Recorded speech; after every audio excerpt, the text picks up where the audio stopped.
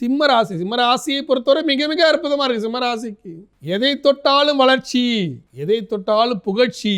7ஆம் இடத்துல பயணம் பண்ணக்கூடிய சந்திர பகவான் புதிய நண்பர்களாலும் உயர் அதிகாரிகளாலும் வளர்ச்சிக்கான வழி கிடைக்கும் நாள் இந்த நல்ல நாள். சிம்மராசி அன்பர்கள் சென்னை பாடியில் அருள்பாலிக்கூடிய திருவல்லீஸ்வரர் மனசு நாளை தொடங்கும் போது இன்றைய நாள் ஒரு அற்புதமான நாளாக உங்களுக்கு அமையும். கன்னிராசியை பொறுத்தவரை மிக மிக அற்புதமா இருக்கு. கன்னிராசி சின்ன சின்ன விஷயங்களில் கவனம் செலுத்தி கடனை அடைக்கக்கூடிய நாள். சின்ன கடன்கள் அவமானப்படுத்திவிடும், அந்த கடன்களை தேடி தேடி அடைத்து நிம்மதி பெருமூச்சு விடும் ஒரு அற்புதமான நாள் கன்னிராசி என்பவர்களுக்கு இந்த நல்ல நாள். மதுரை பழமுதிர் சோலையில் அருள்பாலிக்கூடிய சோலை மலையான மனசு நாளை தொடங்கும் போது இன்றைய நாள் ஒரு அற்புதமான நாளாக உங்களுக்கு அமையும்.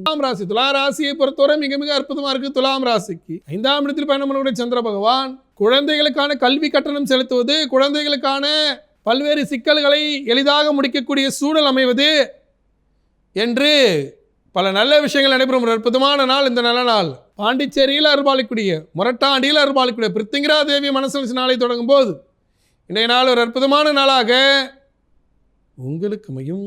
விருச்சிக ராசியை பொறுத்தவரை மிக மிக சிறப்பாக இருக்கு. விருச்சிக ராசிக்கு 4ஆம் இடத்தில் பயணம் சந்திர பகவான் வீடு மண்மனை சம்பந்தப்பட்ட பிரச்சனைகளை தீர்ப்பது, வேலைக்கான விண்ணப்பம் செய்வது, வேலை சார்ந்த விஷயங்களுக்கு தேவையான உபகரணங்களை வாங்குவது என்று பல பயனுள்ள நல்ல விஷயங்கள் நடைபெறும் ஒரு அற்புதமான நாள் இந்த நல்ல நாள். விருச்சிக ராசி அன்பர்கள் காசியில் அருள்பாலிக்கூடிய காலபைரவர் மனசு நாளை தொடங்கும் போது இன்றைய நாள் ஒரு அற்புதமான நாளாக உங்களுக்கு அமையும்.